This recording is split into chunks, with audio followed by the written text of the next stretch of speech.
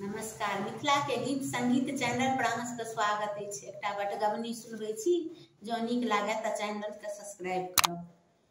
की कहू पगु परदेस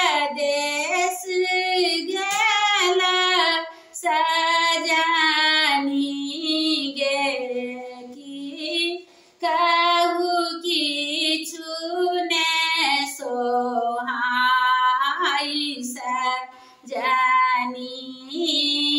गे, की कहू किछु ने सोहाई सजनी गे, खूजल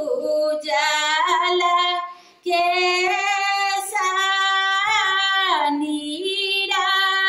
बहु सजनी गे, खूजल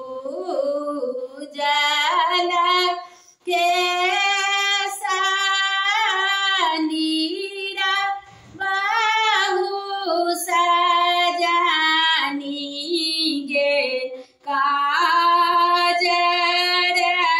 गेला दाहाई सजनी गे, काजर गेला दाहाई सजनी